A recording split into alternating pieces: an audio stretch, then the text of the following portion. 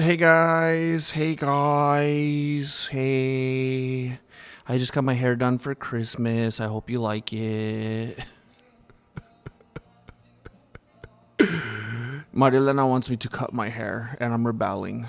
And I was like, you know what? I'm gonna go etch it on video. And make it permanent.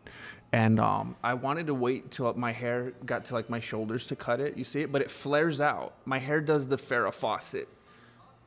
No matter what, I try to pull it down, and it goes.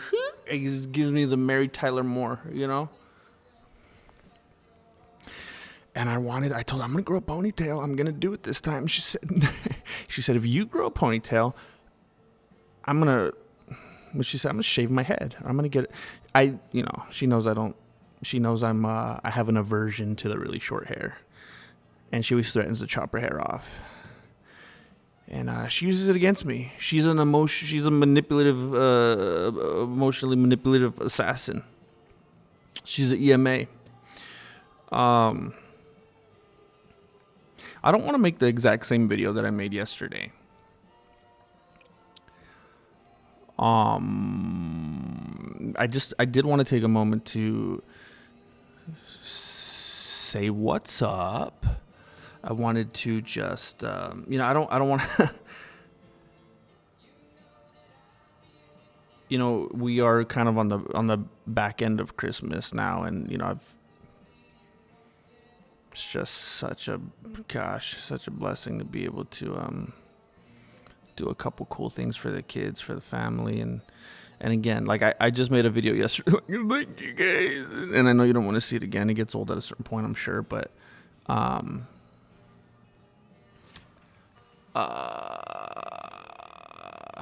it's just now because I made that video before we really, celebrated Christmas, and now after the fact, it's like, geez, I think of where I was last Christmas, and I was in such a bad place in every way, in every aspect, and me and Marilena were not in a good place. It was not good. And I just want to say thank you again. This is not a one-man show. When I attempted for it to be, it didn't work out. And then you guys talked me into making it a community thing. And I was like, let's do it. Let's just have hangouts every night. And it just... Anyway, I don't want to make the same video that I made yesterday. I'll say thank you. My life is different now. It's amazing. And you guys really stepped in and turned everything around for me and gave me the confidence and the support to keep this channel alive and to keep moving forward. I'll stop there, because then anything beyond that is like I'm just saying the same thing over and over. I am excited about the new year. I know we're not quite at the end yet. I'm still going to have quite a few streams before January. But I am very much looking forward to it. There's not only some things that I want to at least get right back on track, like I used to do, but I want to even build on that, because I keep saying it. I have no intention of like getting back to it, or some kind of return to form. I was never where I wanted to be. I always wanted to do more. So I'm excited to build on that. I'm excited to really reignite the movie thing again, as well. I've been thinking about that like crazy lately, and it was discouraging because I would think about all the different things that I thought needed to fall into place to make that a reality, like having some kind of a showrunner or some kind of executive producer, big name studio, or whatever, have some production company return my email or something like that. But the more I think about it, And of course, if Paramount called me and we're like, hey, we're looking for creators, we have this big acquisition, and now we're doing whatever we can to get it out there in the public eye. We want as many MMA creators as possible, and then yeah, I'm sure I'd fold, and they'd be like, I'd be like, where do you want? Where? What's the time and place? Send location. Um, Probably. There are things I have said no to.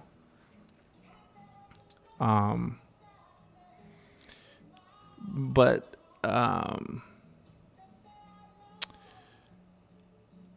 the more I think about it, it's like every time I've ever, and I'm kind of in a situation like that right now. Anytime I'm in any kind of a creative endeavor with anybody else, it's always like, I have these notes, or I have this thought, or maybe we should do this, or I got this suggestion. I don't think we should do that. And it's like, oh my gosh, this is why I work alone. And I just think, man, if I made like the movie that I want to make, even if it's not the perfect or the most best movie ever, trust me, the way I operate, once I'm ready and calling people saying, let's shoot it, that means at least as far as I'm confirmed, it is the best movie at least I could make at that time and place. Like I'm not calling anyone saying, let's make this movie if I have any reservations about it. I'm a perfectionist. So it's like, once I feel amazing about it, then I'm confident. And if anyone tries to give me a note, it's like, oh, make your own movie. You have a note? You have a movie note? Do you want to make a movie? No, you just want to change mine. So stupid. I remember being that way when I was in elementary school. I remember in like fourth grade, we had to write, and I used to write poetry all the time, by the way. That's who I was. And it didn't feel weird to me. Now, being an adult and thinking of a kid that age doing that, it's like, oh shoot, he's probably going to kill somebody. But I remember when I was like second, third, fourth, fifth grader, I would just write a ton of poetry, which I now know is really weird, but I wouldn't have ever thought back then. But I remember we had to write poetry in class. And I remember it was part of the project. We had to take it to 3 other people, and they had to give notes on it. And I remember being so against that. And I was like, they have to give notes. They're going to force themselves to poke and pry at any little thing. And all they're going to do is put their flavor and their ideas and their style onto, like, I could just go and change theirs just as easy, but now it's not theirs. And I was like, to the teacher, like, don't you see what I'm saying? Like, it's going to get contaminated. It's, anybody could look at anything and give their thoughts. It doesn't mean it's good, but I'm going to have to do that or I'm going to fail. And I've just always been so aware of that. If you take anything, you could have taken the Godfather script and taken it to someone and be like, hey, this is a project. You got to make 3 notes. You got to make 3 kind of changes. And it's like, why would you do that? It's exercise in futility. It's ridiculous. And that's how I feel to this day. Like, I want to be able to make something, and maybe if people watch it and they don't like it and they leave a mean comment, cool. That means it wasn't for you. I get it. There's some movies that people make such a big deal out of, all those Marvels movies and Avengers movies. And I think they're garbage, but they make like the most money ever, right? I hate them. So that happens. It's fine. But it's like not in the production process, though. If you want to say something after the fact, when you watch it, leave a mean comment, but don't try to alter it. This is a therapy session.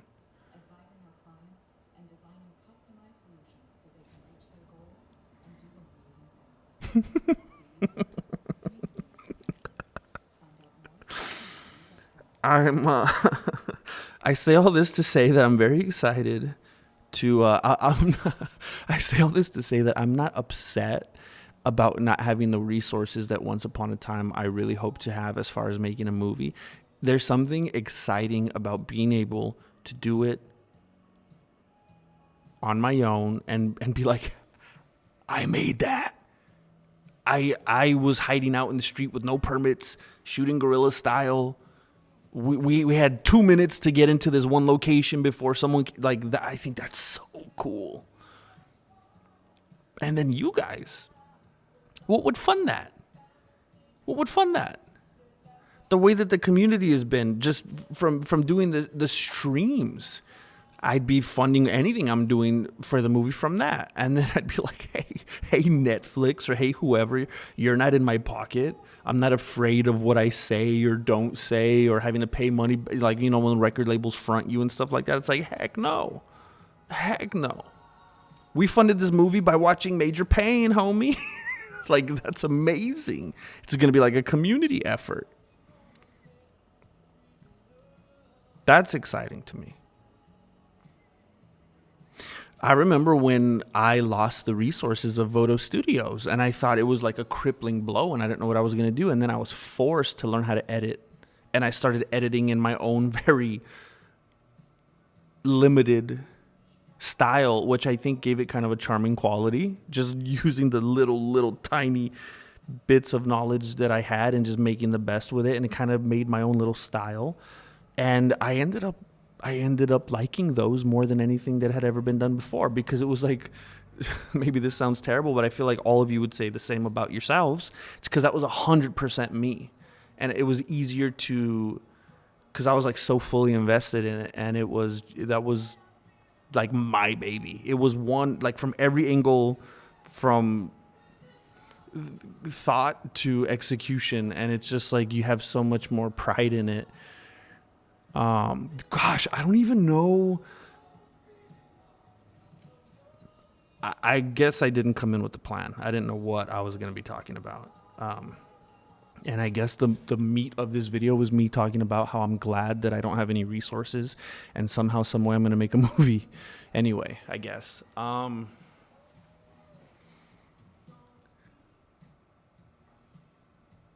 Yeah. I think I have to. Sometimes I think about, like, how many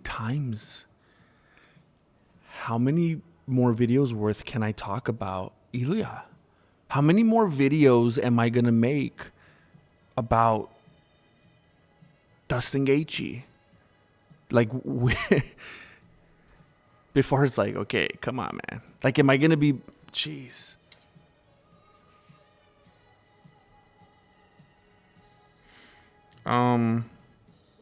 And I really miss just talking about martial arts in general.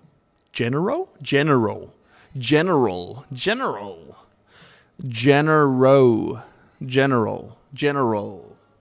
Okay. Like, you know, judo throws don't work. Brazilian jiu-jitsu is ridiculous. Those kind of things. Just so much more generic, and I always like that too. I'm not always proud of that. Like, I don't want to be the guy. Like, hey, who's MMA? What is that channel? Oh, he's a guy that's just like always ragging on these people and clowning on them and roasting them and making fun of them. It's like, oh, he sounds really negative. I remember I used to be totally fine with making videos about how judo was dumb, because I was like, I do judo. I love judo.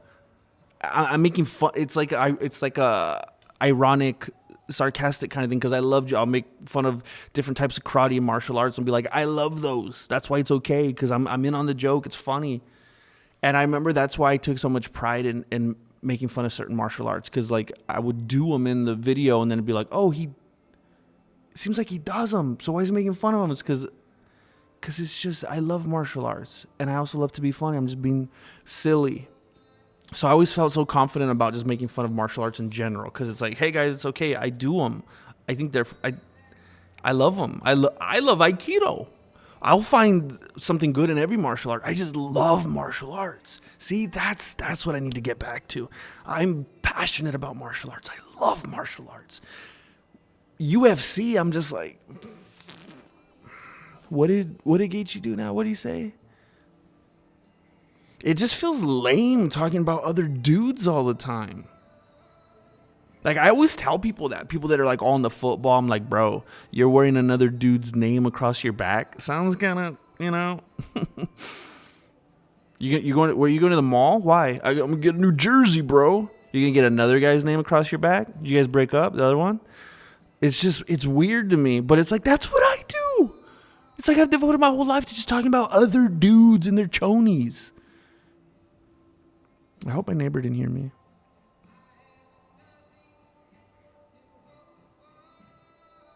I mean, look,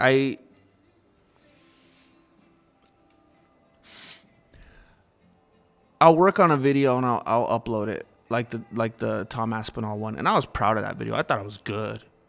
I'll make a video about Conor McGregor's wiener or whatever. I thought that was a great video. Nobody, I think like 8,000 people watched that video. Can't remember. I'll make a video breaking down. I don't know. I can't even remember my last breakdowns. I broke down Jamal Hill and Khalil Roundtree, and I was proud of that. I thought these videos are funny. So I don't want to make it. I don't want to make it a bummer for those of you who like those videos and be like, "Dang, he doesn't even like making them. This is terrible to hear." It's just I don't like being the guy that's just a super negative guy and just putting people down. I mean, being the life of a fighter cannot be easy. It's got to be terrible. And then I'm just like bringing them down, tearing them apart, making fun of them, and probably go home crying when they lose their title shot and just their life is ruined and all their hopes and dreams. And it's like, stupid. And it's like, that doesn't feel good. But if I'm just like making fun of kickboxing, it's like, you know, I've been thinking a lot about that lately, about just like, I miss that era where I could just make a video about judo. I can just make and I'm not talking, if I'm able to get Flacco back, perfect. But I'm talking about those videos even when I was just sitting there talking about judo, just telling those kind of jokes. Just talking about Muay Thai or whatever. And I think it's a lot broader. I think more people would be able to watch it and consume it and enjoy it because I think more people, right? That's like a stupid question. Aren't there more people into martial arts in general than UFC? That's like a stupid question. That's like saying, isn't there more people that like food than people who like Cheerios? Of course. Isn't there more people who like music than people who like Bad Bunny? I don't know these days, unfortunately.